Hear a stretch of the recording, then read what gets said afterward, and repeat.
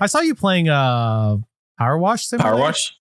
I mean, they keep on adding new stuff. Hey, and it's multiplayer.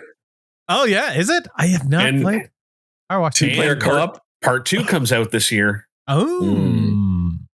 Anyway, we're back. Look, it's the Geeks. We are talking about our favorite things of the year so far. This is our media roundup. We usually do one midway through the year and then at the end of the year. I hope there's audio coming through. There is good. This is a thing that I check, during the stream. I don't think I've ever seen Dave run. No. And yeah, so we're going to talk about our favorite things we've played or seen played or seen. Those are the two things we do. Well, we're doing played and seen. Yeah. The two scenes in one play. Ooh, what are you cooking? Listen to, not yet. Yeah. Anyway, so we're gonna talk about video games, movies, TV. If we have, is that sushi? No, that's not. What is that? No, I don't. It's a pizza. Oh, okay. It's hard to tell. I didn't want it to burn. It looked like a bed of rice. You were making a bunch of cookies that all melted into one giant cookie. I thought you were gonna say risotto. Oh my god, we're all picking. Is that? It doesn't look right because the software, but it looks right to me. Is it a It looks like it's covered with a lot of olives. Yeah, spinach and cheese. Cheese. I love that type. All right, we're talking about stuff, and we're not going to do a what's good because this whole episode is a what's good, which everyone here had reminded me just before we started because I was like, are we going to do what's good? No, that's all. I like the new layout. Oh, thank you. I like the vertical one. It's nice. I like the colors. I went with a little like retro neon pop type thing. I think that's what I actually named the color scheme. I love, Parcroft also, I'm sure you saw, but love the new color scheme and the new the logo. That's the word I'm looking for. You know why I did that logo, Dave? You know why I did that one? I mean, makes me think of ice cream. So a long time ago, we were talking about, oh, you know what? Maybe I'll redesign Geeks with Kids with a dice on there. And I'm like, maybe I'll put a D20. You're like, you know what's better? A D12. And I was like, okay. And I made it into a D12. So. Well, that's fitting because Daggerheart is 2D12 and that just came out. What? Are you talking about Daggerheart? Oh, cool. Is that going to be on our talk here? Because we could. Mention something else. See if he pulls it out. I have a PS Vita. Mine's actually down there. I could get it, but a USB cord. I have one of those right here. I forgot where I was going. Now I'm thinking about PS Daily Moisturizer. Daggerheart is actually a really cool system. I really like it. I think it's really neat that it's mostly the D12s playing the game. I don't want to get into it. I got opinions. They're good. They're good, but it's still. This is no place for opinions, Dave. Right? Yeah. No. This is a podcast. Yeah, but you know how long? When it comes to TTRPGs, I have long-winded opinions. I like these opinions, and I like hearing them. I like Daggerheart. My friend worked on the system, so cool. I'm gonna check it out. The book is really cool. I wish I got the collector's edition, but I didn't want to spend like $180 on it, so I just spent $50. Books plus the ain't dice. cheap. Yeah. And a lot of my books I started getting digitally, which I think sucks, but I also don't have space. I know. Yeah, I understand. Yeah. I understand. Anyway, so I'm not paying attention to chat, so if ever anyone mentions something, just let me know. What do you think? Video games, movies, TV? Yeah. Let's go with TV, the smallest of the screens. Alrighty. And I think our order is going to be what we have on screen. Brent, Dave, me, then Hawk. So Brent, you watch anything good? I know you haven't because we just talked about this. So I basically all I've been watching as far as TV this year is like just rewatching old stuff. Like once the casting announcements started coming in for the Buffy reboot, I've gone back and I'm finally doing the Buffy Angel back to back. Have you not watched it before? I've watched both of them, but I've never done the actual like the episode order watch where it's like Buffy Angel back and forth. So there's two shows that like I'll really briefly talk about because I haven't. One of them I don't really have too much of an opinion. The other one I just started, but the only new shows that I watched this year is I watched season 3 of Reacher. Oh yeah, which I thought was really well done. It was. I don't remember a whole lot because I watched it like 4 months ago, and I have the memory of a squirrel at this point. But I do know it. I did enjoy it. I loved Anthony Michael Hall in it. I loved the whole family aspect of it. It was much more toned down than previous season, which I think was a little too much. Oh, I like last season. So my least favorite such far. Season 3 was more toned down. Like in the sense of it wasn't so grand in scale as like the last one was like this big military operation, and this one was much more of like he's infiltrating a family operation. So it was a little more. And the fact that the one character, the one like weird Jason Mantzoukas-esque henchman that they had, and then they killed him off right away. I was a little upset. Was it Jason Mantzoukas? It wasn't, but it was a Jason Mantzoukas-like person. Oh, fuck it. You know what? That's what I want to talk about for a TV series for this year. New Taskmaster. Yes. Mantzoukas. Why did I not even think of that? I did not even think that bring that one up as my show. Fuck, that's my show. Man, nice. This season of Taskmaster has been so incredible. The way that he is just playing such a stereotypical American and just destroying everything in his path has been so wonderful to watch. This is the first season that I've actually watched all the way through, like episode by episode. I've only ever really watched clips or gone back and watched a couple episodes here and there. And now I'm going to go back and rewatch the whole series because I'm just absolutely like hooked on it. They're releasing this season on YouTube, which I'm very surprised by. They do. No. They've been doing that for the last 3 seasons. Have they? Outside of the UK. I meant. Yeah, it's all available. They premiere like 2 hours after the UK premiere, and the rest of the world basically. Also, highly recommend New Zealand and Australian Taskmaster, both very good. Ooh. Do not watch the American one. It did not go well. No, I've heard it was pretty bad. I learned that it was Reggie Watts. It was really bad. It was Reggie Watts and Alex Horn, and it. Just didn't. No, Reggie Watts isn't intimidating enough to be the Taskmaster. Frankly. I mean, if there's anything that Survivor has taught me is that Australian versions are better. So I'm looking forward to seeing. Generally speaking, cool. Taskmaster is really good. I do love Jason Mantzoukas. This is chaos energy, just straight up chaos energy. Yeah. I wanted to talk about the studio today too because I just started watching that. We got you. Don't worry. I'm on the second episode right now, the Oneer. So so far I'm like, this is Entourage, but not douchey. Like I love it. It's better than Entourage. Oh, it's way better than Entourage, but I just like that I'm like finally a show about movie making process and stuff like that isn't about like douchebags. Like there's an amazing. Well, I mean it is, but that's not the focus of the show. Like Bryan Cranston did an amazing interview about it, but I can't talk about it because he talks about the last episode and how he did. They just improv so much of the last episode, so there was like chaos on set as it was going on. Oh my god. When you watch the last episode, you'll understand. I will probably be binging it tonight and tomorrow. So that's fair. I watched it like a day and a half, maybe 2 days.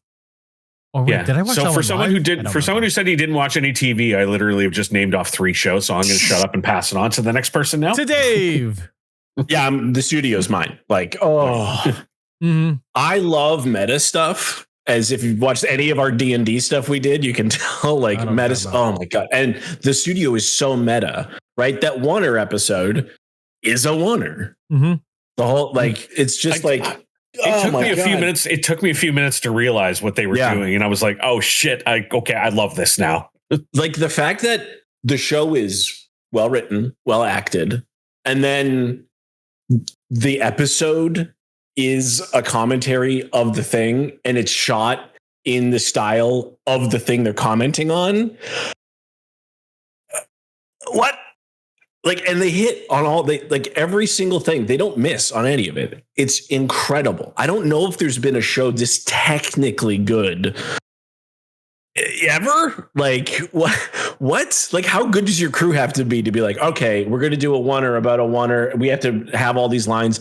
There's not that many cuts as far as I can tell. They did a really good job.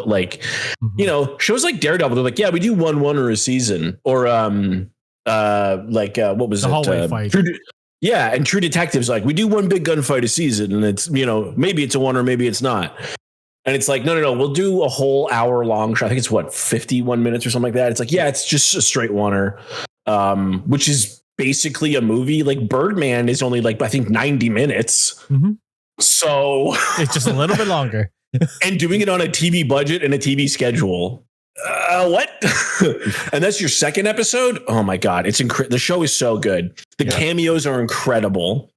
You made Martin Immediately Scorsese cry. I fell in love. I fell in love at Martin Scorsese wanting to do a movie called Kool-Aid. I was like, as soon as that came out, I was like, this is a show for me. It's also, now to be fair, it is tough for me to watch that show because of how cringy it is. It's like The Office, right? And like the cringe factor. Well, you got to push through because it's so good. Oh my God, the I can't casting episode.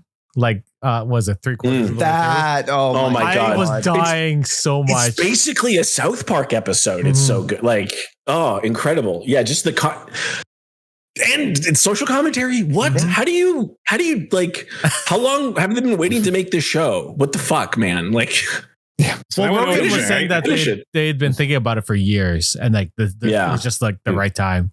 Because of the what is it, The Dictator or whatever it's called? What was the movie? The Interview. Sorry. Yeah.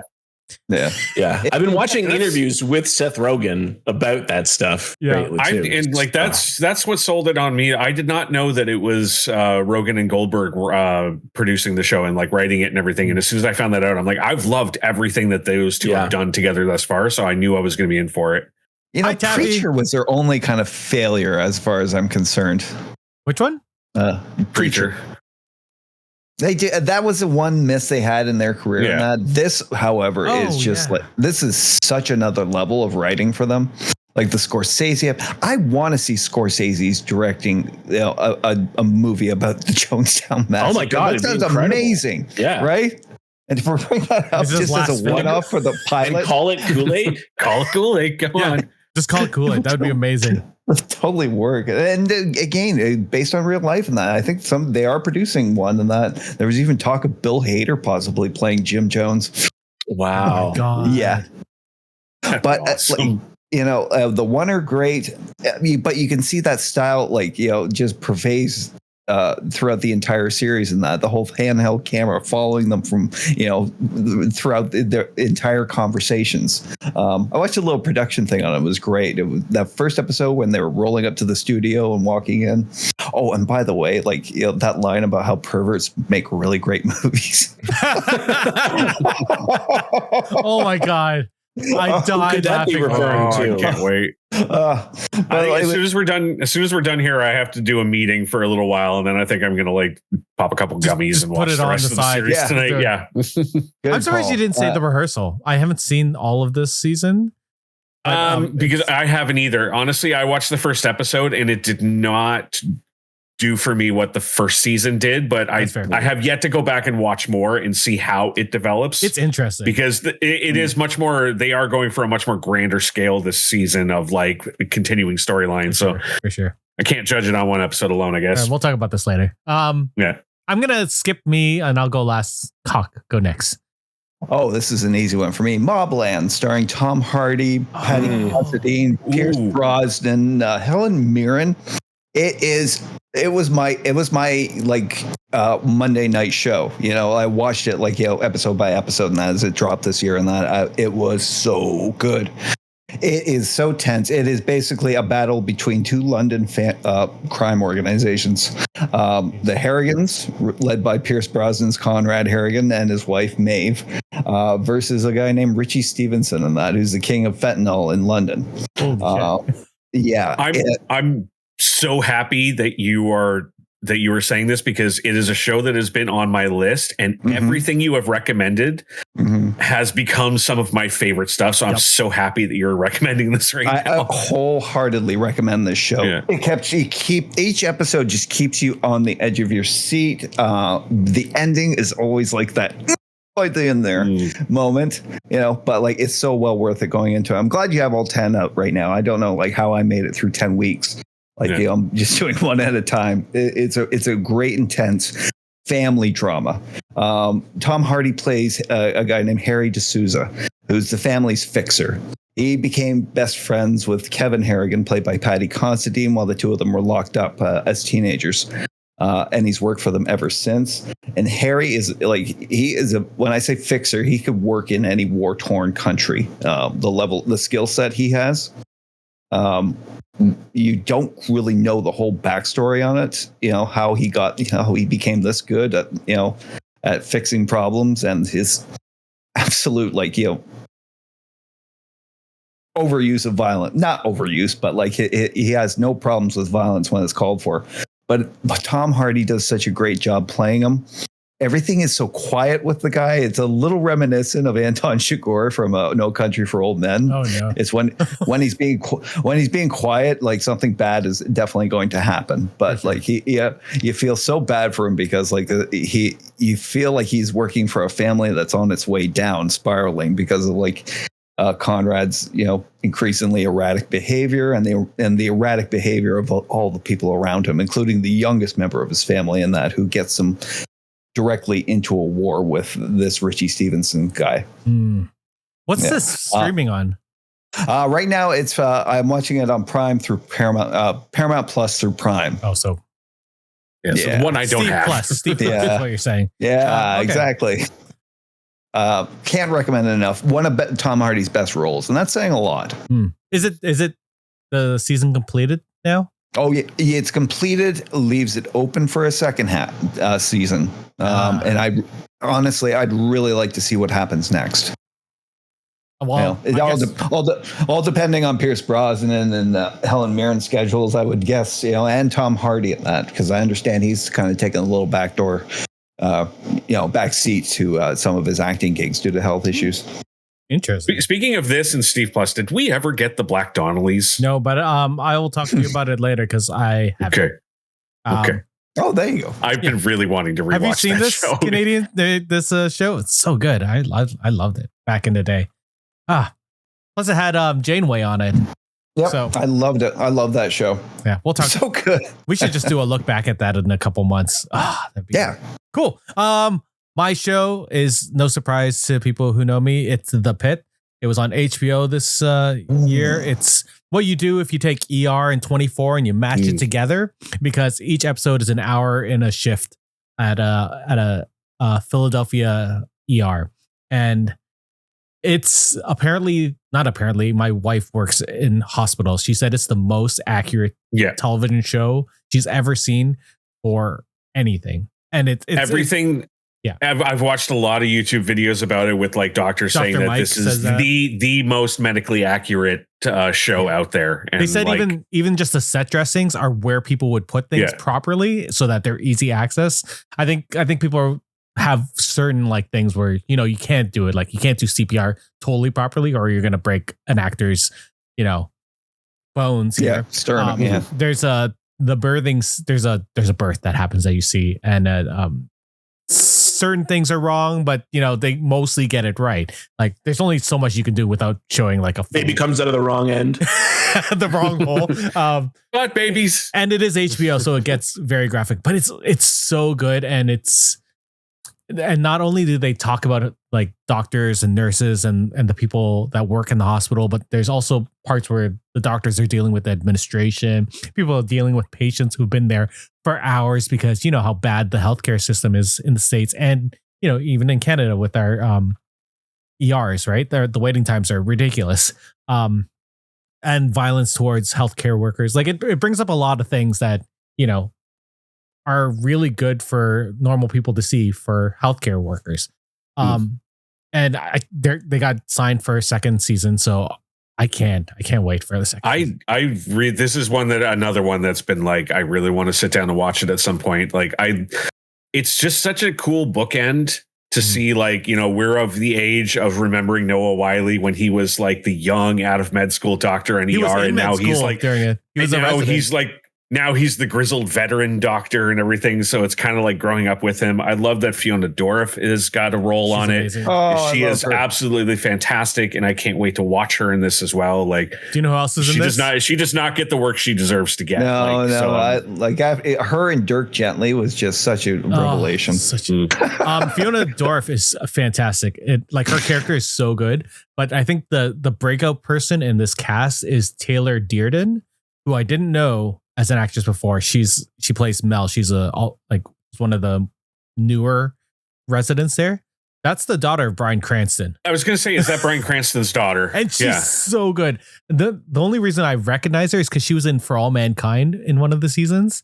She was one of the people. Does anyone care about spoilers for All Mankind? I've already seen it. I don't care. So. You know the hippie people who bombed the space agency? Yes. She's the girl in that.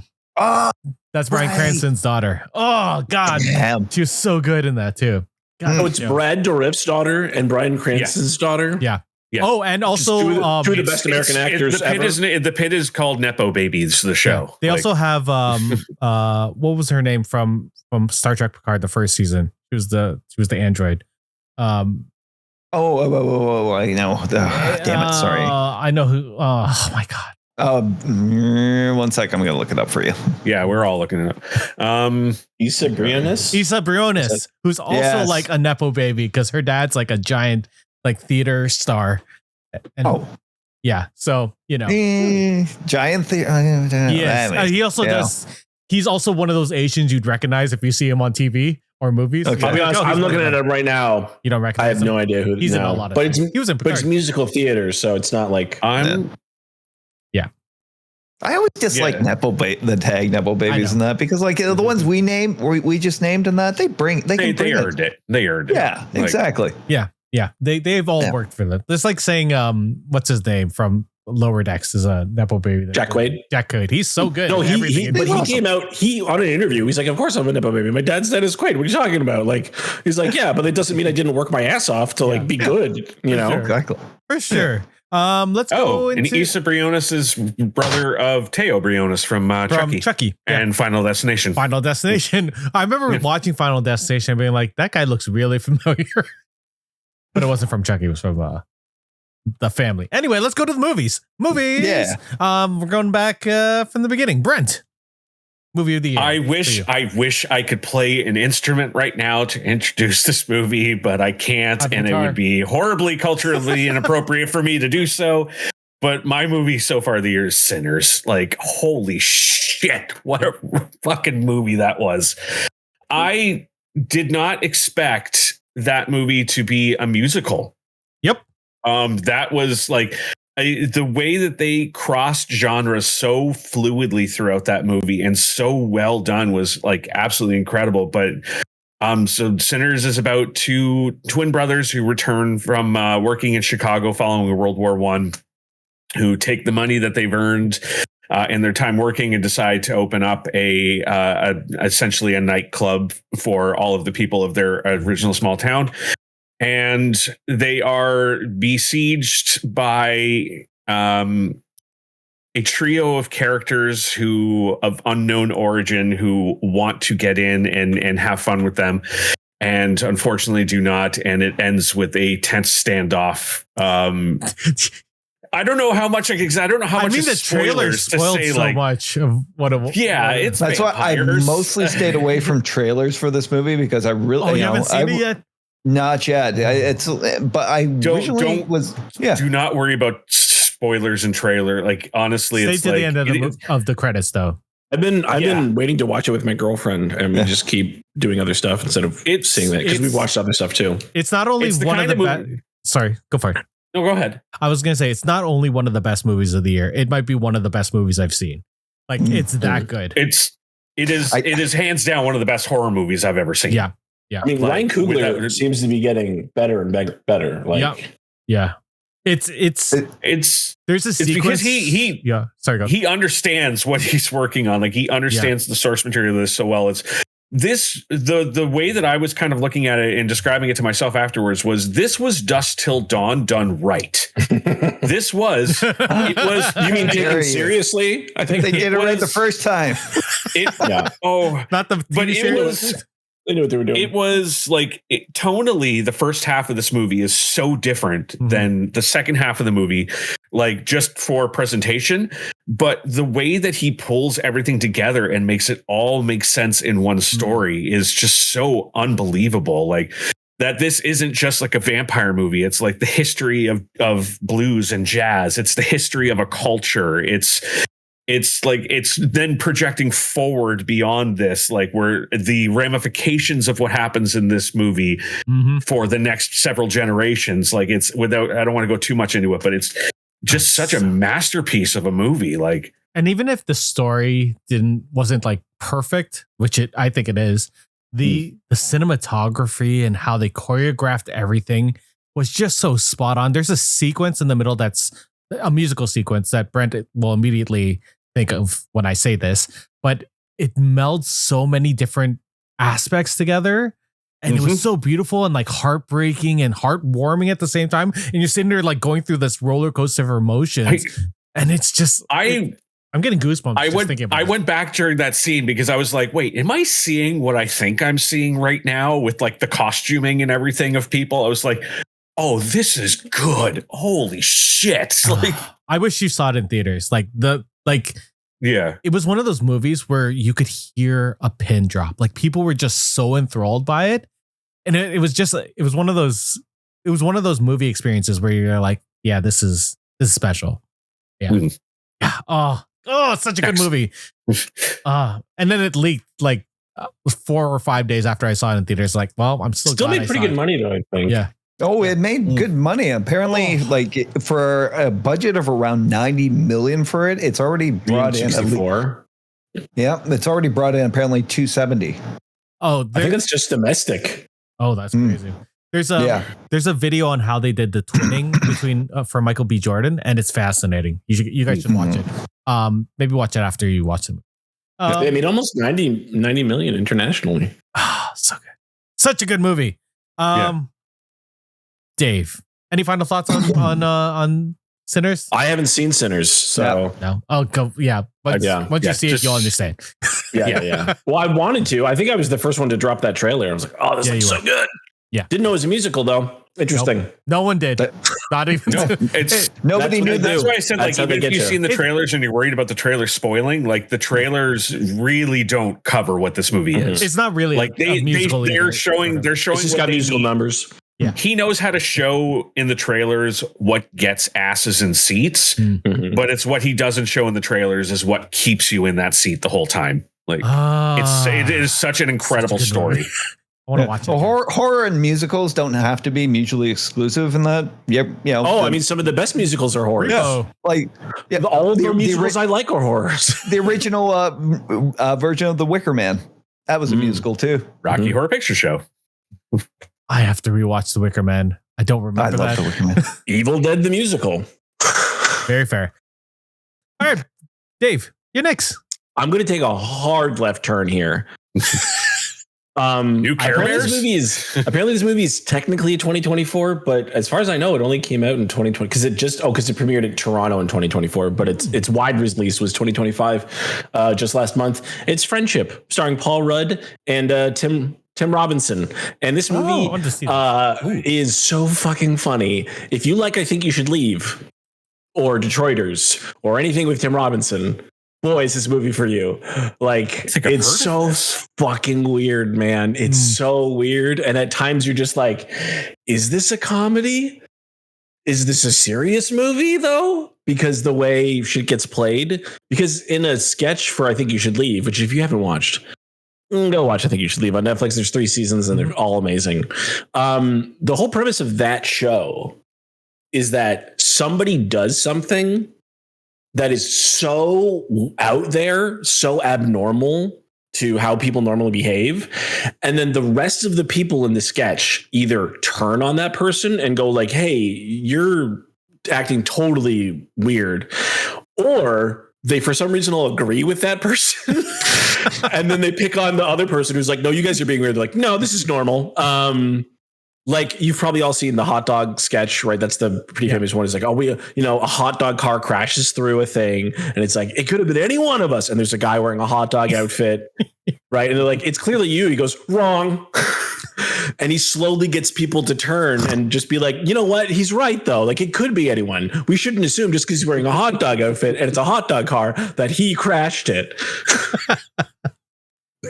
Like, so take that, an hour long or 90-minute long movie with Paul Rudd and just such like I need to watch it again. I've only seen it once. I have a copy, and like Kate Mara's in it, and I was just like, what the fuck?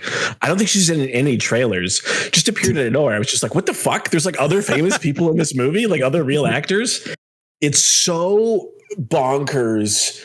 Just like, because it seems like a totally normal thing, really honestly kind of boring. And then it's just that fucking silliness meter, that absurdity meter. It's almost kind of like Monty Python, but it's like too tongue in cheek. Oh my god! Because Monty Python, you're like, oh, it's so over the top, but like this is over the top. But it's because just one person. Mm-hmm. Everyone else is playing it totally straight and normal. This is the movie where he gets invited to a friend group and then they don't really. Yeah. So Tim Robinson is clearly like kind of a loner character. Paul Rudd is his neighbor. He gets the wrong package and he meets him and he's like, hey, we should hang out. And they hang out and it kind of goes well. And so they kind of become friends. And then there's essentially like a falling out because of something Tim Robinson does while there's a group of friends. And then that's kind of where it starts getting like, but there's so many tiny jokes that are so easy to miss because they don't play them like jokes. They don't stop and wait for a laugh, right? It's just like, it's already gone. So a couple of my friends have seen it and all we do is quote it to each other now. Like that's all we've been doing. I think I saw it 5 weeks ago. And we have our own chat where we just quote that movie. Or we talk about a scene from that movie still. This feels like one of those movies that like the more you watch it, the more you kind of find new things. Like that's how Friday was for me the first time I watched it. I did not like Friday the first time, but then my brother said, watch it again, knowing the jokes are coming. And then I loved it even more. I loved it the second time. And then every time, the subsequent time I've watched it, it's gotten funnier and funnier. And like the way you're describing this feels like it's that kind of vibe. The crowd was all people who were huge fans because we're at the Playhouse and it was full. And so everybody was laughing their asses off. Everybody was like, you could hear a pin drop at some scenes just waiting, or somebody would just laugh because they figured out what the joke's about to be, but nobody else has it yet because that shit is so hard to pick up on.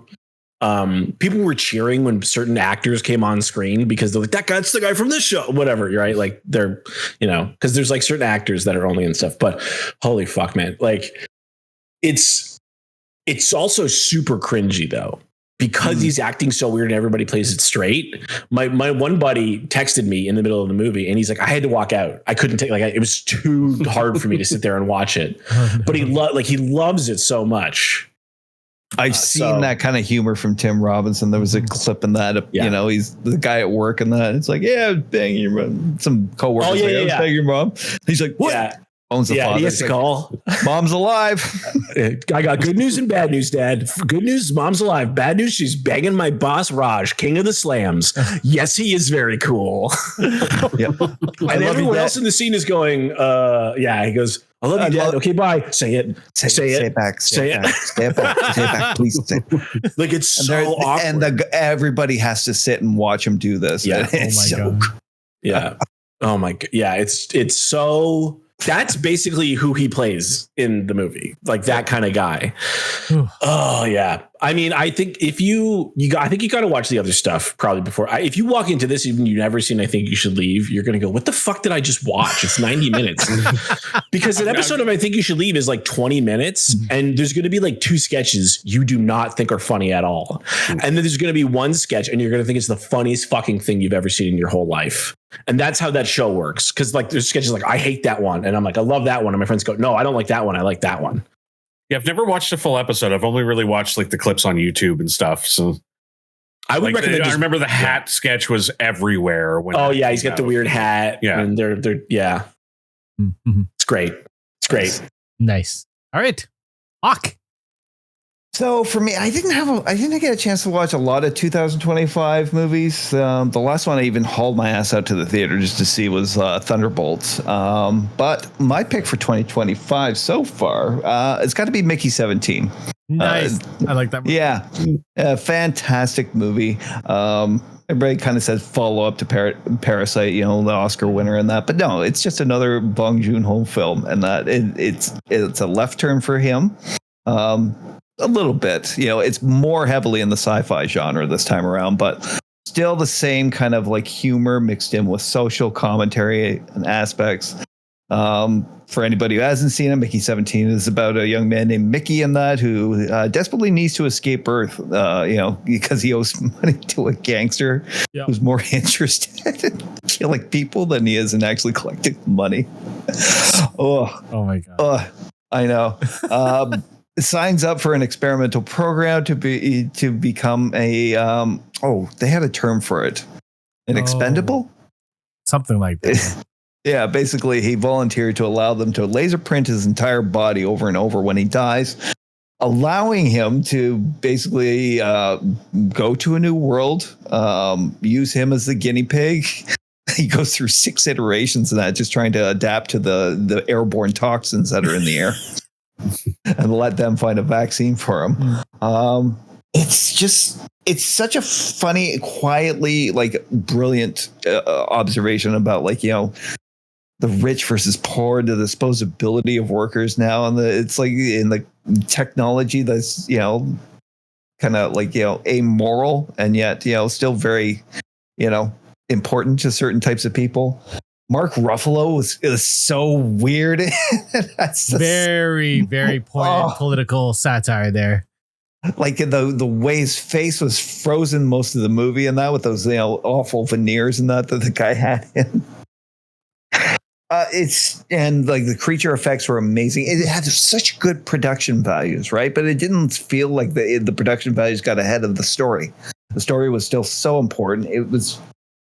I don't know what much more to say. Robert Pattinson was fantastic. He is such a weirdly adaptable actor in that, when he can go from Bruce Wayne to Mickey, and he'll modulate his voice. He'll, really kind of metamorphosize his demeanor. I for a guy who started off as a teen idol and that, he's the most interesting, versatile actor I've seen come out of that generation. His film, I suspect he might be the next closest thing we have to a Christian Bale. Yeah, I can see easily. Especially since he played Batman, but how much of a chameleon he actually is. Yeah. And how much he truly seeks out roles that show his range and inner difference in characters. Sure. And let's be fair. He was smart to take on the Twilight films and basically be set for life and then go, now I can do whatever the fuck I want. Right. Yeah. And then once those were done, it's almost like he said, okay, I'm going straight to work. He started out in so many weird indie projects. There was this one I can't remember. It was with Guy Pearce and that, and it was just this desolate, post-apocalyptic movie about a guy. Oh yeah. Searching for the guys who killed his dog or something. It was kind of pre-John Wick. And he just kept going from there. There's this one I haven't seen, A Good Time. I've been looking everywhere. I got to get on to Steve Plus about that. But apparently it's this neo-noir crime thriller he stars in that about a brother trying to get his mentally challenged brother out of police custody. And it's apparently Pete Davidson was with him on this clip. There was this amazing clip at the Tonight Show. Pete Davidson was on with him and that, and he's like, Good Time is my favorite movie. I've seen that 30 times. To it. Oh my God. But also that one he did, High Life. I don't know if you guys saw that. High Life. That sounds so familiar. I think it was called High Life, but it was basically about these criminals who are basically commuted to a sentence of being sent up into space for at least very towards a black hole. Oh yeah, towards a black hole. Yeah. Oh, interesting. It's I've watched it. It's another kind of really bizarre, challenging film. I think the movie that really cemented him as a really interesting actor was Cosmopolis. Cosmopolis with David Cronenberg. I mean, what a get for actors, right? When Cronenberg picks you for that main role, despite the film, you'll always go for it.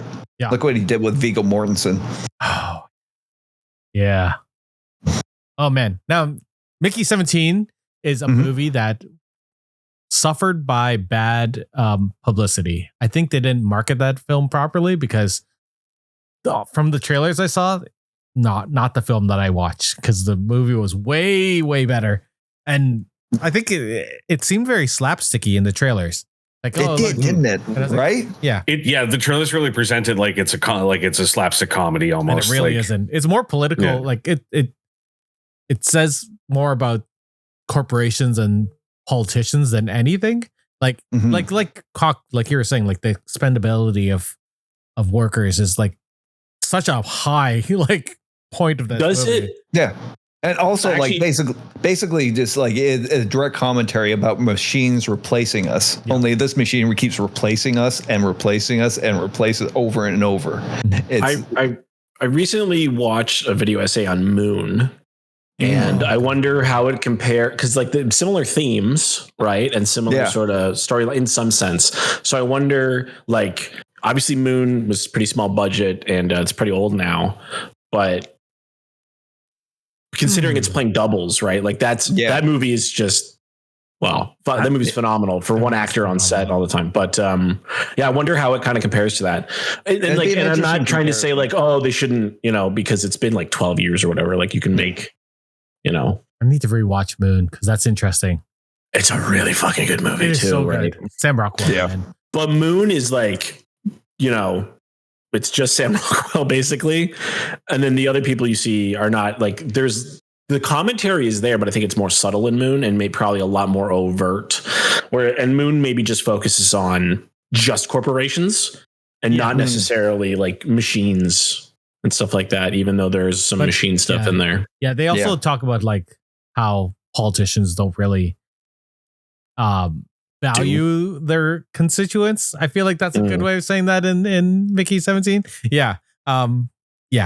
Just watch this movie. It's phenomenal. I really enjoyed this movie. This is a movie I saw like with no one. There was no one in the movie theater with me. There was like maybe two other people, and I was like, I have a huge list of stuff to watch already. We're just gonna keep on writing things down. Yeah. My movie was gonna be Sinners, but I obviously we would chat about that. I'm gonna give us a shout out to Death of a Unicorn. I love that movie as well. But the movie I really, really enjoyed is a movie I just saw yesterday. It's Elio by Pixar and Disney. And it's Elio? Elio. Yeah. It's an apparently original, this one is blowing people's minds away. It's an original film. It's about this little boy who gets taken up into space with aliens. And I don't want to give away anything else because Guardians of the Galaxy. No, It's got Zoe Saldana, so it's more Last Starfighter. Guardians of the Galaxy. Is she in that movie? Oh, which one? Guardians of the Galaxy? No, sorry. Sorry, yeah, Elio. in Elio.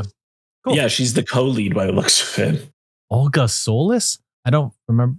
Elio's aunt, she's the aunt. Cool. This is more Last Starfighter, and what did I say? There's a little bit of Explorers in there. There's Flight of the Navigator for sure in this.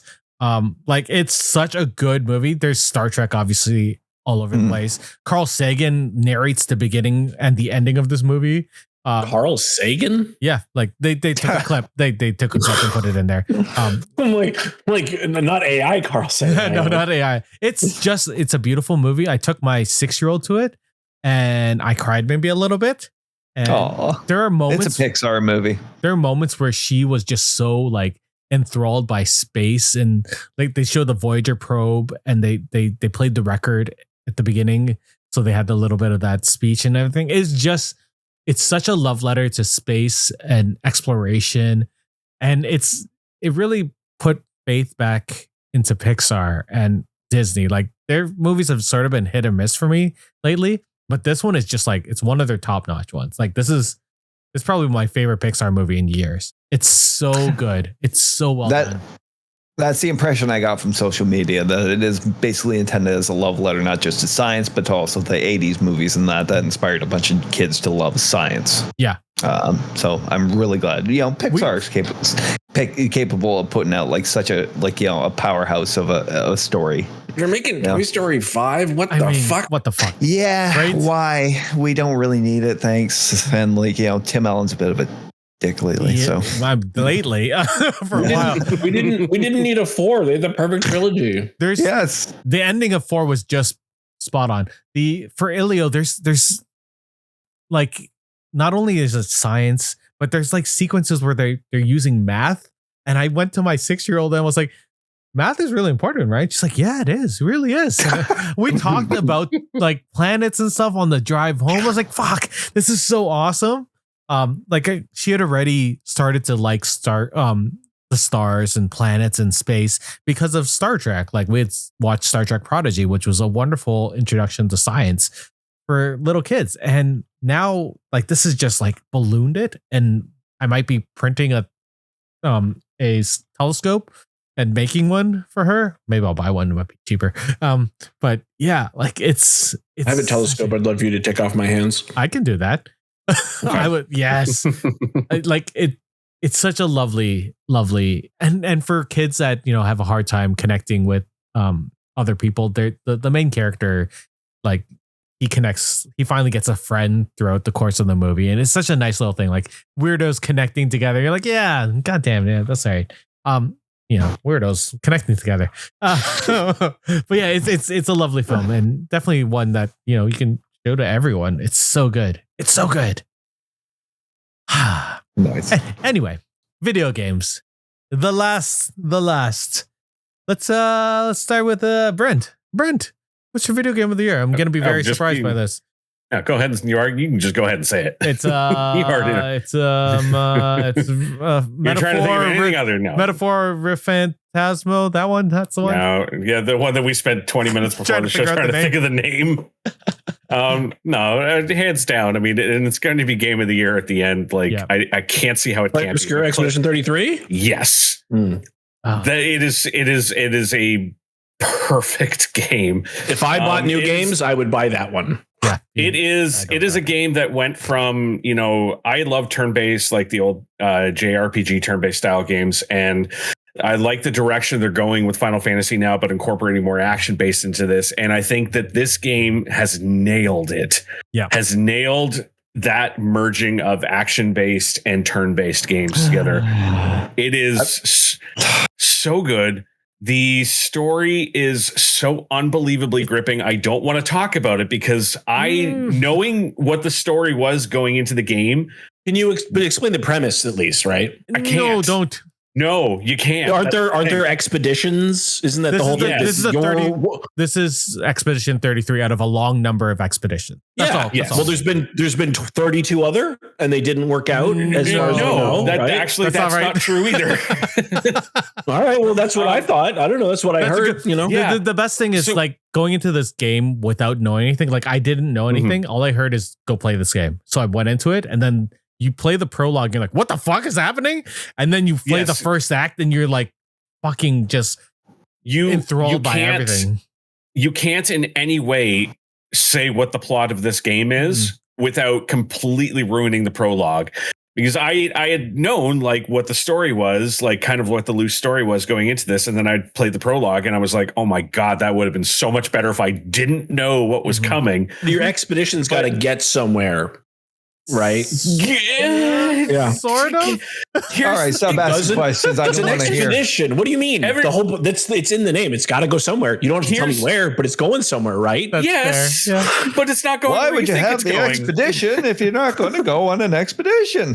There is an Seinfeld search party of 4. The game is broken up into 3 acts, and at the end of every act break, this game will blow your fucking mind and your heart.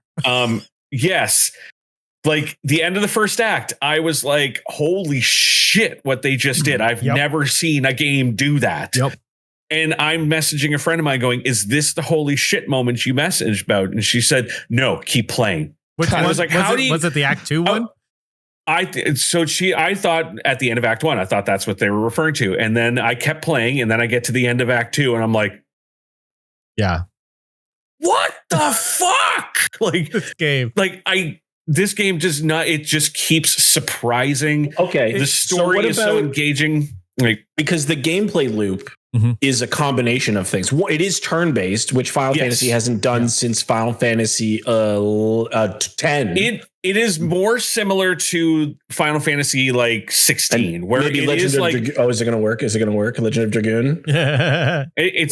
It's I would say the combat is more similar to to Final Fantasy 16, but it adds in like dodging and parrying and things like that.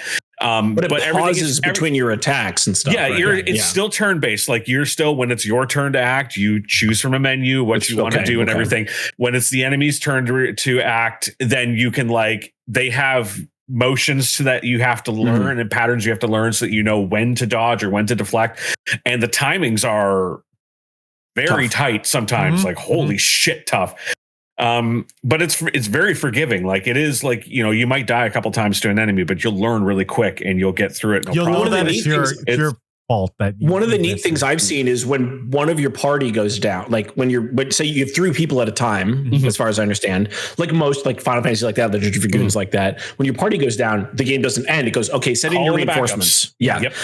And none of these games have ever done that, which is honestly, like Mass Effect could have done that. Dragon Age could have done that. That's such a cool mechanic to have in a game.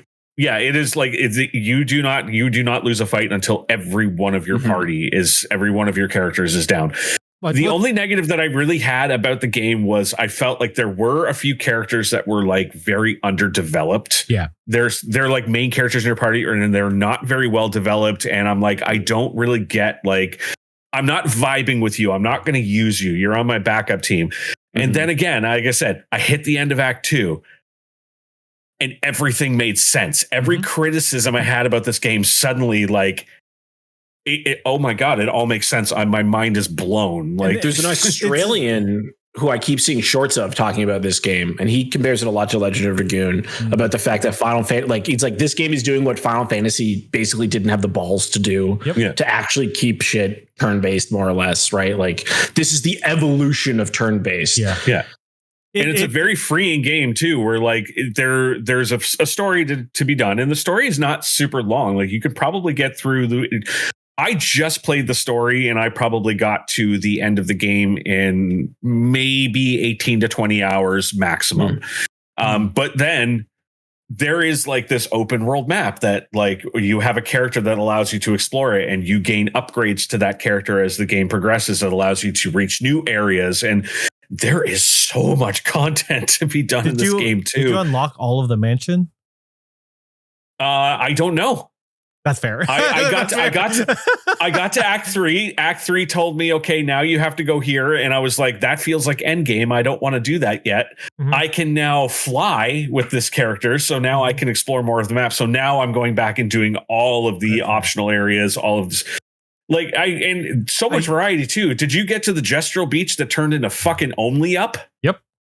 Yeah, I did. I was like, what the hell? That sounded like gibberish to you too, right? Like that. I could just what I love is that, like Brent was saying, you have to develop all your characters because you will eventually end up using them, which I love. Because whenever you do play Final Fantasy and you get your main 3, you usually just play them the whole time. This one you play everyone. You think I'm using Zell in Final Fantasy VIII? Zell, the guy who punches? That person uses a whip. That person's a sorcerer. That guy has a sword with a gun in it. And you want me to go, I punch stuff. I'm kind of like Steve Zahn. What? What I like too is they engage you with wanting to play these characters, because some of the characters in the game, you have to play them in order to unlock stuff for them. You can't just have them sitting in your back party and level them up. There's one character that only gains abilities by being in your main party when you kill an enemy. And I have only used him because I want to get all of his abilities. Is that a bulbous character? It is a furry character. Oh, okay. Yeah. He is my favorite character in the game. My favorite character. This game came out because a bunch of Ubisoft developers were like, you know what?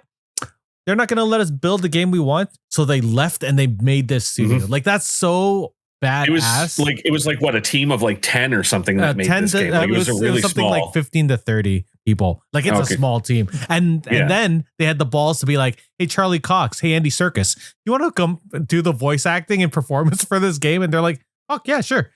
And they got them. Oh my God.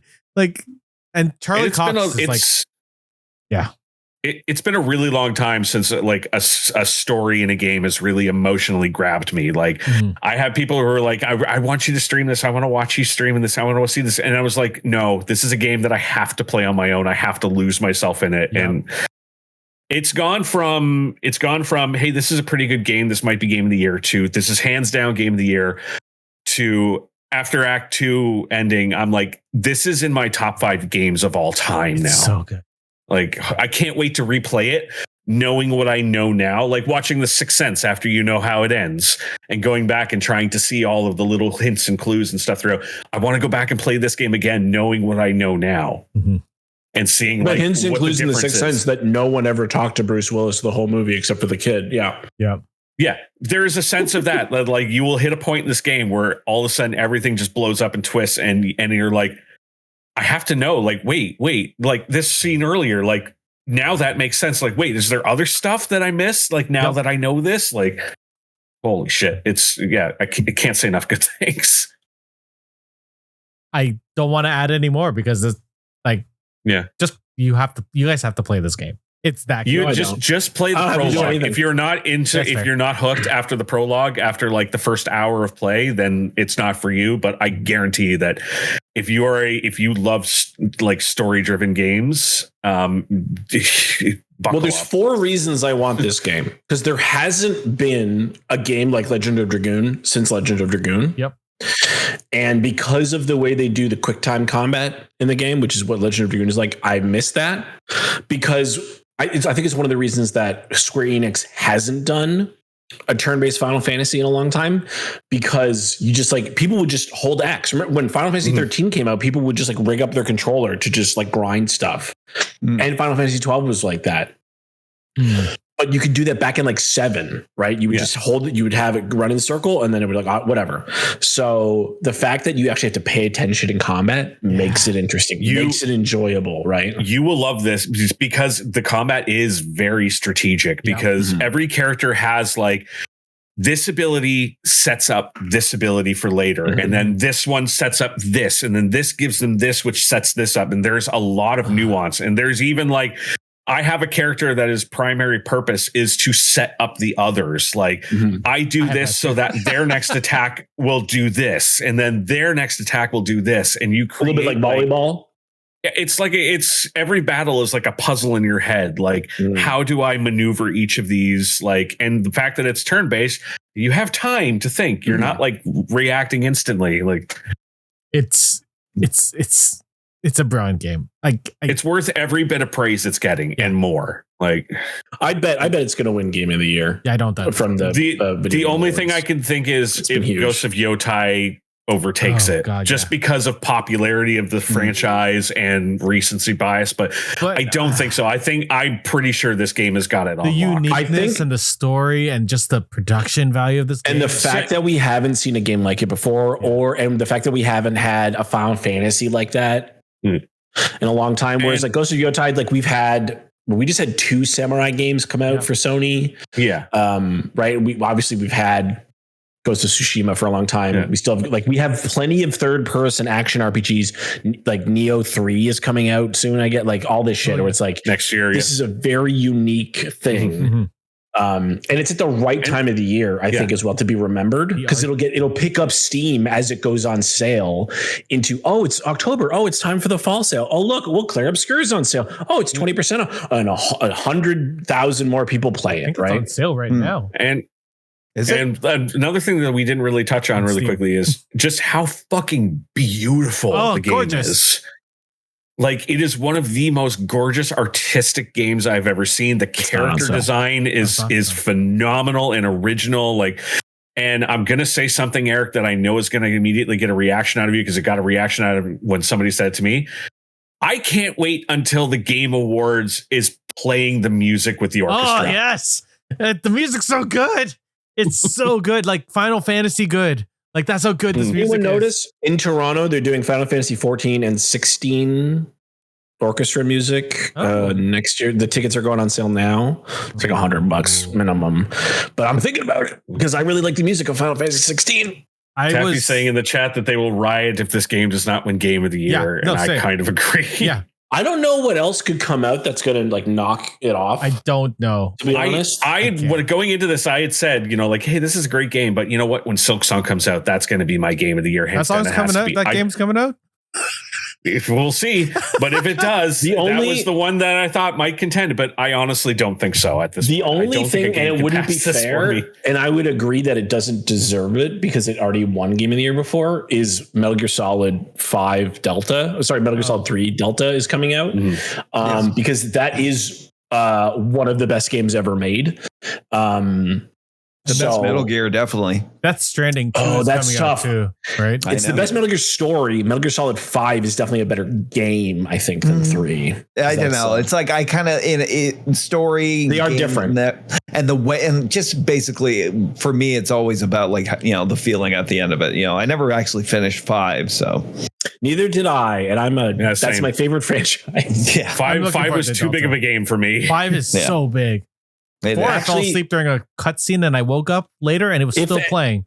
If anything beats Clair Obscur, it's going to be Mario Kart, isn't it? No, not at all. I have Mario Kart World, but the console sold insanely well, and like 12-year-olds vote on this. There's a lot of anti-Nintendo sentiment after this launch, and I don't think anything that they have to offer right now is going to surpass Clair. But was it really their fault? I mean, it's been a rough go of the economy in that launching a new console. It's the raising game prices too. Like they fucked up a lot. I will say Mario Kart World is fun. Is it better than 8? I don't think so. It's a fun game. It's definitely the hardest Mario Kart because of all the new mechanics, but I don't think it's I don't even think it's in the top 10 of games this year for me. Looking at what's coming, like Onimusha 2. That's not gonna. Well, we're going to you, Dave, anyway. What's your game of the year? Is it Helldivers 2?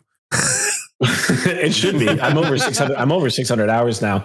Wow. You know what? I'd love to say. Well, Death Stranding 2 is also about to come out, guys. Yeah. Yes, it is. Yeah, I'm playing the first one, and it's really good.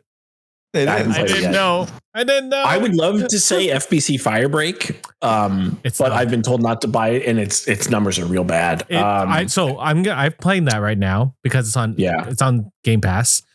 It's like 4 maps over and over again. Yeah, and it's sort of boring. And there's nothing. But it's like it's a secondary project for the team. Yeah, as well, right? Like it's like it's neat. It looks pretty. I hate playing with people, but sometimes they're not useless. But like there's a load up of 3. There's 3 different classes you should be so that you can help do the mission. People pick the one they like. I'm like, you fuckers. It's sort of boring. And you'd think that they'd at least add a little bit of story, just a little bit of story from the Control world, and they don't. And that hurts me even more. Gears of War comes out 2 days before Metal Gear Solid. That's not fair. I can finally play Gears of War on my PlayStation, and this is what happens. There's a new Gears of War? No, Gears of War Reloaded. The original Gears of War is coming to PlayStation. Oh, wow. Xbox is coming to PlayStation. Yeah. I'm going to be playing Halo on my PlayStation before the year ends. It's going to be great. Crazy. Yeah. No, my game is not out yet. My game has only had a demo, I think. I think this is what I'm going to go with because I'm intrigued. I don't know what else to pick, honestly. Because you can't play it right now. There's a game called Jump Ship. Yeah. And it's made by one of the original founders of Mojang, one of the people who made Minecraft. So I think he's filthy rich and he just doesn't know what to do. And so they were making a tech demo, which is people aren't going to know Void Crew and people aren't going to know Wildgate, which also just had a beta. It's a ship-to-ship combat game, sort of like FTL, where you go from sector to sector. And it's 4-player co-op. So you play a role on the ship. You can be the pilot, you can be the engineer. You don't really have to pick, there's no upgrades for any of that stuff. It's just you do stuff around the ship, putting out fires, grabbing stuff, repairing shields, whatever. So you run around, and my friends and I play Void Crew, and it's similar to that. They are very similar in that regard. But what this game does better than those other games, maybe, I don't know, because Wildgate is PvPvE. But this game is just PvE because I don't want the PvP. And so you just jump into a sector, you fight a bunch of robots, and you have a grappling hook. So you can grapple around the ship. You can fly around with a jetpack like in Dead Space. Apparently you can eat Hawaiian pizza as well. You can eat pineapple pizza. That's how you heal. One of the ways you heal. And but the thing that makes it they're Swedish, the developers. It's like 8 to 10 people or something. It's not a lot of people. And they made a tech demo, and then people went, "You got to make this a video game. Like, you have to release this." So that was like 6 months ago. So this is their demo came out just to try it. It's not even in early access yet, but hopefully by the end of the year. And you can upgrade different parts of your ship. You can buy guns and stuff like that. The fact that you can go and do like away missions, and sometimes it's like, oh, one player can do it, or 2 players can do it, or it takes the whole team, right? And it's like, oh crap, we have to get back to the ship because our ship's being attacked. There's a lot of just craziness that's happening. Even it's sort of like Helldivers, where you're like, fuck, we got to go here, we got to go there. Like you're always just trying to keep things under control just enough. But you can respawn and all that, so it's not like it's the worst thing ever. And unlike Helldivers, you don't have a limited number of respawns. But what this game does, I think that's really neat that a lot of other games don't do, is that you don't have to fire the guns on your ship. As long as your ship survives, you're fine. You can grapple onto enemy ships and shoot parts of their ship and blow them up that way. And you can't board enemy ships yet, but you can cripple them and then like loot them. So if you're fighting like a frigate in your ship and you disable it, it'll just drift there, and then you can grapple over to it and fight a bunch of enemies on the hull of their ship with your mag boots and stuff like, or just fly in space shooting around, which is a lot of fun. And then go ahead and grab the loot from their ship. So it's not perfect. It's not full of content yet, but the gameplay leap, oh my God, it's so good. Yeah. I'm looking forward to this. Because I really like Void Crew, but Void Crew doesn't have any PvP, like ground-based combat, no FPS type stuff. This game, like I did play the Wildgate open beta. That game has okay PvP or PvE stuff. Because it's the same thing when you're kind of going through dungeons. You have to like go around and like search stuff out. But that game is like an instance where you jump into a sector and that's a match. So you play against 3 other teams and whatever, and you're trying to get a thing before the end of the round and escape, basically. So that's kind of like a Kharkov style game with dungeons with the PvP. This game is a little more like FTL with your friends. Yeah. Because it's really just get as far as you can. It is still a roguelite because you can upgrade parts of your ship, but not that much. It's really just there's going to be a story, I guess. I'm not really worried about that. Yeah. Void Crew's got a story. It's not really because the gameplay loop is really good. This game has proper like ship to ship combat where you can like roll and whatever. Whereas in Void Crew, it's submarine style combat. So you can't pitch and yaw and stuff like it's literally just up, down, left, right, and then kind of angle. This game, you can fully go 360. It feels like Star Wars is the thing. When you jump into a sector, you feel like, okay, let's get ready. Let's go do our adventure. And then when you're leaving, the way when your ship jumps out, whether enemies are coming in to attack you and do a strafing run against you, or the loading screen. Remember when we first had the loading screens in Destiny and we were like, oh, it looks so good. Yeah. My ship's flying around. It's kind of like that. but it feels more like Star Wars. Nice.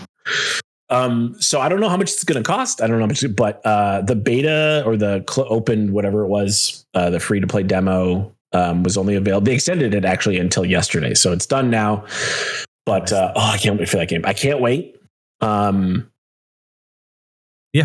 Yeah, I'm check it out. Go watch stuff for it. It's really good. It's tight. It's just really tight. It just does everything better than everybody else. So yeah, we'll see more games like this. It's Left 4 Dead, Sea of Thieves, that sort of thing. Yeah.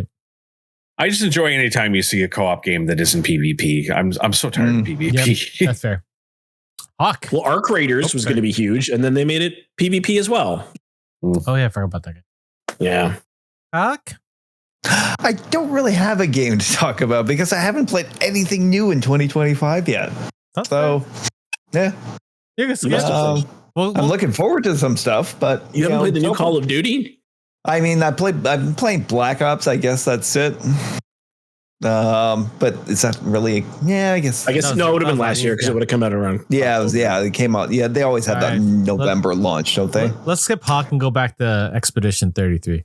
Yeah, I mean, like you sold the hell out of that game, so like that's definitely on my list now. That should be start playing it now, and then come back after Eric's turn and just live react to what you've seen so far. You'll be able to get through the prologue and just.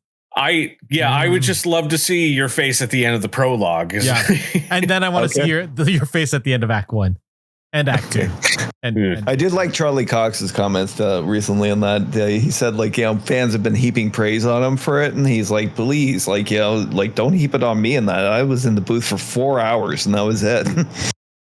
Oh yeah, all right. Crazy cast that game has. The cast is insane. I didn't even know that he did a voice in it. Actually, you guys mentioning this now is the first time hearing about the voice acting. He was good stuff.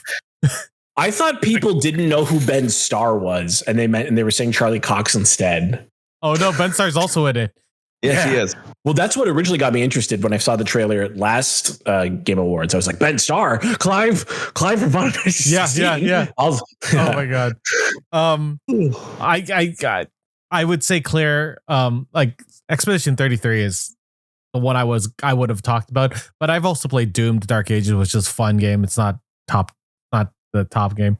The game I've been playing the most recently is Dune Awakening, which I enjoy a lot. It's a survival game on Arrakis in a world where Paul Atreides was never born in a universe. So it's Paul having a spice dream of what would have happened if a girl was born instead of him. Yeah. So that's their So Duke Leto was never killed. Like and now there's just warring factions on Arrakis, and you're sort of living on there doing your thing. It's currently on PC, and it will be coming out on consoles later this year. It's fun. You're base building and surviving. You have to deal with sandworms. You can't sort of like run across the dunes, or you're going to get eaten, obviously. And when you get eaten, your shit's actually gone. It's gone. Nice. I was watching a stream. JP. He packed up his whole base, put it on his little bike. Oh no! And he was reading chat. When he should have. And he went what? And he hit some quicksand, and he started and he couldn't get out of it. And then he got eaten, and he lost everything he had gotten at that point. So he had to basically start over. It has been making for some great YouTube shorts. I saw one the other day, and it was just an ornithopter like over a sandworm, and that the scale of it was actually really, really impressive in that. Yeah. And things like, wow, that must have been a big one. There is some PvP in this. We were talking about PvE versus PvP. Yeah, PvP just is PvP zones and instances, right? At the end game more so than where I am in the game. And apparently there's a problem where people are taking ornithopters and bouncing on people and killing them. Hilarious. It's a Funcom game. They made Conan Exiles, which I quite enjoy. I think it's probably going to need a little bit of time. It does need some time. And the thing that turned me off is the fact that Conan Exiles, you can play on a public server, or you can make your own and play with your friends. You can play it entirely PvE. Dune Awakening is an MMO. Like they say, it's an MMO almost in the way Destiny's an MMO, where like for the first like whatever hours that you don't interact with other people except for very specific areas, and then if you want to play with your friends, you kind of can, and then at the end game, it's PvP zones. So the PvE, the PvE areas have all the people there too, so you'll randomly run across them, but you can't kill them or get shot by them, which is nice. There's specific zones for PvP. But you can meet people in the first zone, like the first initial zone already. Like I had ran it, like I was in the early access, and I was running into people like right away, which is fine. There are some douchebags that are building bases in like canyons where you're trying to cross. So we have that issue, but apparently guilds are surrounding them and blocking them in, which is nice. I just don't want to have the game have to fix its own problems also, like that. Like I don't want the community. Also, they do have private servers now, but it's specific private servers where you have to rent them. They don't have. Conan Exiles has that too. So they have that now. So I get that. Yeah, because they might be more worried about the IP Whereas in Conan, it's like you want to mod stuff, it's fine. Yeah. But I think maybe their Legendary is a little more strict, where it's like, don't let people put Star Wars in here. Don't let people put whatever in here, right? Fair. That's fair. But yeah, they've expanded already a lot from when it came out. It's a fun game. I enjoy it. I have a guild called Dead Ice in it. Remember that thing you used to do? Yeah. It's because it's me and Lauren. So. Oh, okay. Yeah. Hey, if you see her, I've got dice for her. Oh, she didn't respond to my last message. So fair enough. What are we looking forward to? This is let's just do Brent, movie, TV show, video game. What are you looking forward to for the rest of the year? Really. If anything, or one of them. Well, TV show. I mean, I know that they filmed it. They have not announced a release date, but I assume it's coming out this year. But I'm very much waiting for season 2 of Jury Duty, where they take the Caddyshack corporate retreat approach for this season, which I think is going to be phenomenal. Movie. I can't really think of anything that I'm like off the top of my head that I'm like really jonesing for this year. Like, yeah, I can't think of anything. Like, not even Superman. Not even Superman.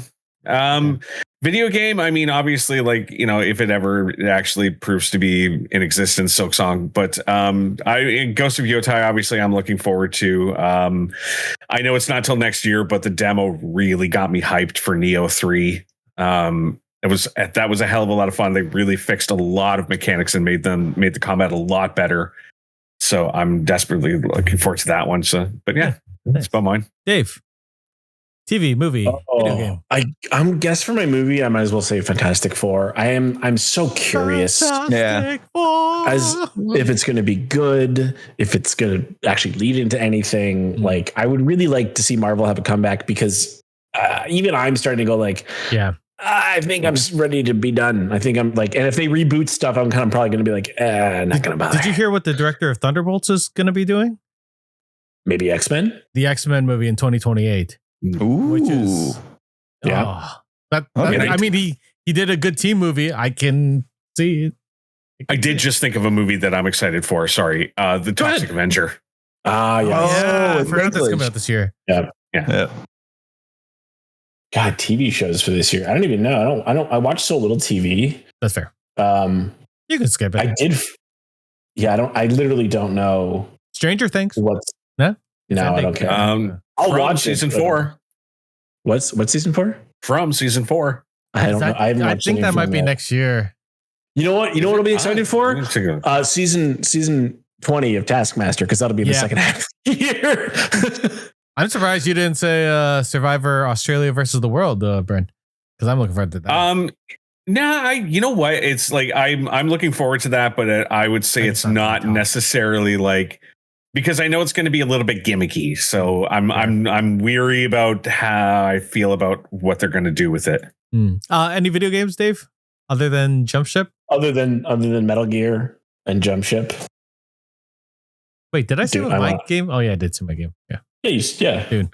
I don't care about Borderlands 4. You know what? Grounded 2 is coming out, and I really got to play Grounded 1. Grounded 1 is so much fun. Yeah, and the fact that we coming out this year? Apparently, yeah. Oh, shit. Yay. Yeah. From's not coming out till next year. Yeah. They're not done filming it. Apparently Grounded 2 is coming out in July. What? They announced it 2 weeks ago? Yeah. Do you guys know what Grounded is? And the Outer Worlds 2 is coming. We're getting 3 Obsidian games in 1 year, first of all. Is that the climbing game, Grounded? No, that's Peak. It's like the Honey I Shrunk the Kids, the video game. Oh, that looks interesting. 3 Obsidian games in 1 year, and they're all better than their previous iterations in every way. Like, I love Crazy. One too. Taffy is screaming at you in chat, Dave, to say Sandman season 2. That's me. That's what I was gonna do. Okay, no. Just wait. I haven't seen Sandman season 1, nor do I particularly care. I never was that particularly interested in that author. So that's fair. Fuck. TV. All right. Movie. So game. TV. All right. TV, movie, game. For TV, it's Peacemaker season 2. There. Yeah, like that first round. Come on, if they, I just hope they maintain the humor and the writing for the second season. And that I just don't want to see like get any, kind of. It's not obviously. It's John Cena. He's such a dirty, filthy guy. Like for comedy, like they're making the eagle dance in the intro. Yeah, which oh my god. Did you see him in Ricky? That's just the intro of anything. I can't wait to see. I know. Did you see him in Ricky Stenicki? Yes, that movie was surprisingly funny. That has literally been on my watch list like since it came out, but I just keep going like, it just looks like it might be stupid. Like he gives it all for that, like as usual for that role. It's really funny. You should watch it. For movie. I'm surprised that nobody scooped me on this. 28 years later. It's out already. It's already out. Well, that's what I'm looking forward to. Oh, fair. It's technically only coming out on the 28th. Everybody, I might see it this coming weekend. I might be in Hamilton this coming weekend to see it. I'm hoping it's a success in that because, honestly, like from early reviews of it says like it takes such a left field approach to it. Really impressive visuals, from Danny Boyle, and I heard that he said that to not think of this movie as a sequel to the previous movies, but the start of a new trilogy. Yeah, exactly. And to lend credence to that, apparently there is another movie that was filmed back to back with the same actors coming out next year called 28 Years Later, The Bone Garden. Oh my God, that's so awesome. Yeah, it was directed by iPhones. Isn't that crazy? I know. Well, I mean, like Danny Boyle, Danny Boyle has been pushing that. He's one of those directors. Does it look like it was filmed on an iPhone? That's fair. Yeah. I mean, like, what you can do with an iPhone these days is pretty goddamn impressive. Considering 28 Days Later was filmed on like a digital format. Yeah. Was it digital? I think it was a digital format. Wasn't it? No, I'm pretty sure it was digital, but they did like a bunch of work to make it look kind of grainy. Mm-hmm. Okay. But it also, because it was cheaper, because it was cheaper than film, which is why they can't do a restoration of it because it's like 480. Yeah, its 720 image quality is basically a fixed to like point in time. I think it was. He said something about it had to do with the lighting of it. That like the lighting he wanted to get had to be done on digital, but it had to be but they had to add like effects to it to give it that film grainy look. Fair. Also, like we'll never see a 4K remaster properly. Considering like that one shot alone of an empty like London and that when Cillian Murphy woke up in the first one. No, I'm so looking forward to this movie. Like Alex Garland, I think is just been hitting it out of the park. Like every single thing he's written and directed and done and that, and the fact that he and Danny Boyle kind of put their differences aside and got together again for another film is just amazing. When Garland got announced for the Elden Ring movie, I think I came. Yeah. Like it's just so out of left field. Like, like he went from Civil War to, Elden Ring. Well, he did Civil War to Medieval War. Didn't he do Warfare just a couple weeks ago? Yeah. Yep. Yeah. He wrote it.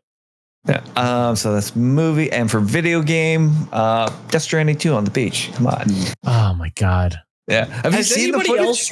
Has anybody else read the novel On the Beach, by the way, that everybody thinks is so obscure? It's like, I didn't realize there was a movie. Blah, blah, blah. Like, I think I've talked about it on the podcast before. Like, no. Like, it's not an obscure thing that Kojima stole all this from. Not stole it, but stole the name from. Adapted from, right? Like, he loves old movies. He loves, he's all Metal Gear is about nuclear proliferation. On the Beach is about a nuclear war ending the world. I mean, it's not. So I didn't realize that that Death Stranding was based on the beach. No. It's not. It's not like it's just mostly. It's more of an.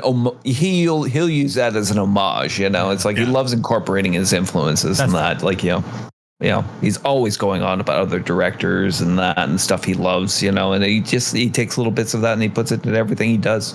He does what Matt Colville says. Put what you love in the shit you make.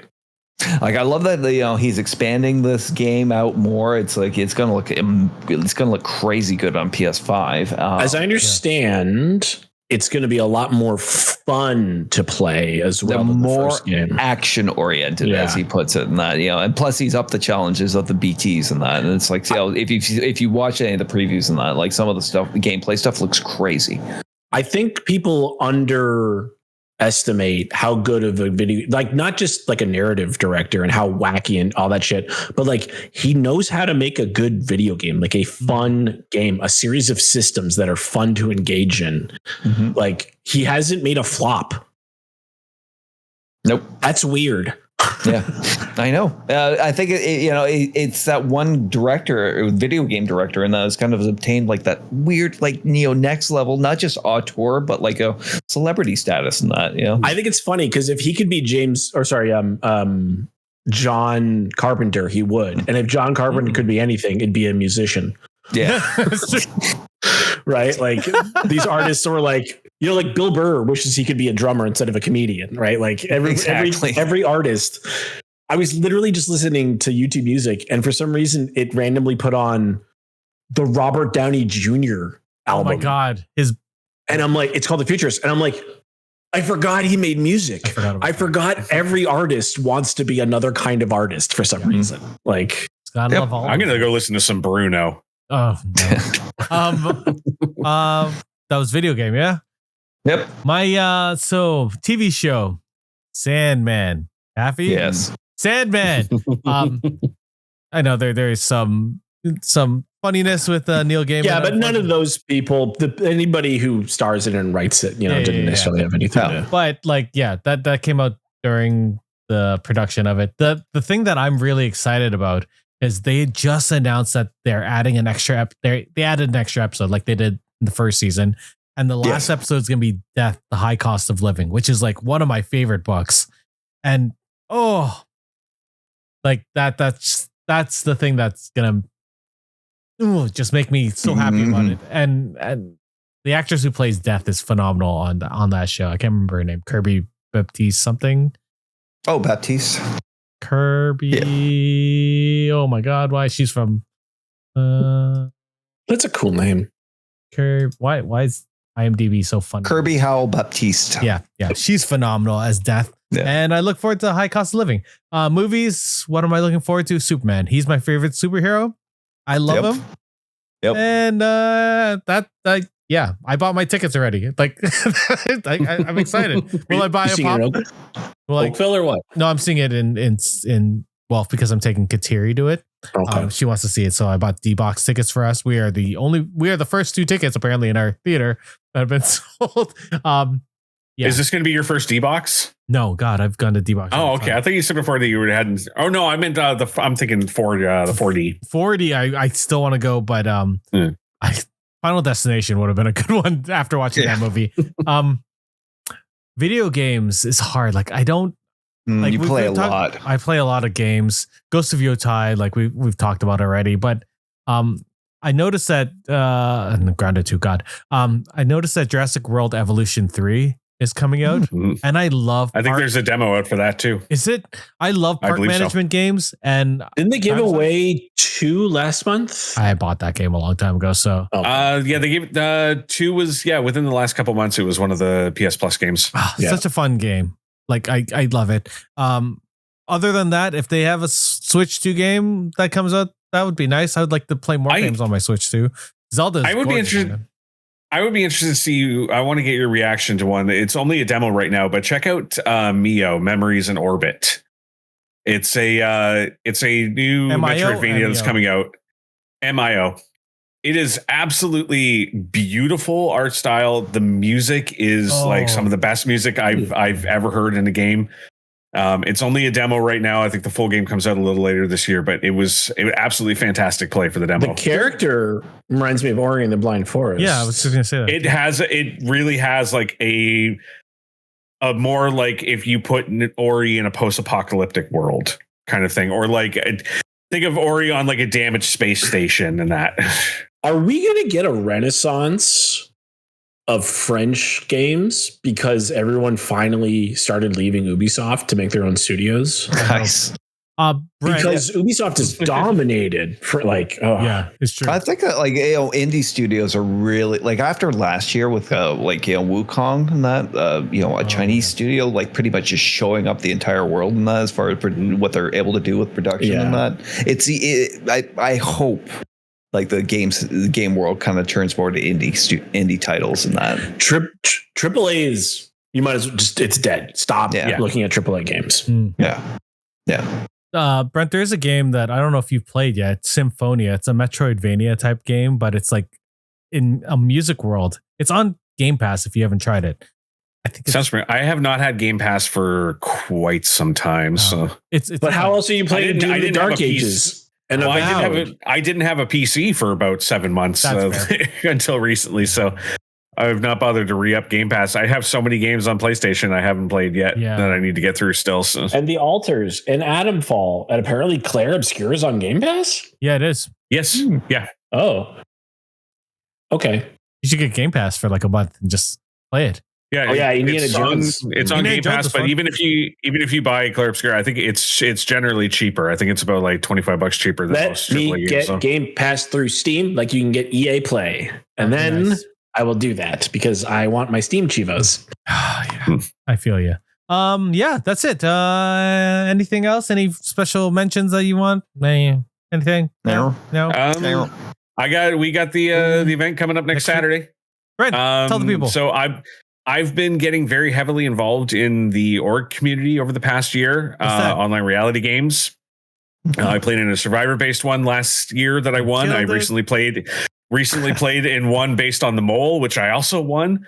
So I'm batting 1,000 in these, and I've been loving the people that I've been meeting. I've been loving the games, and I decided I wanted to start one of my own. So Eric's been helping me out with it from time to time. We've created a brand new game that's premiering in September. It's going to be a huge undertaking because it's going to be almost a 2-month-long game.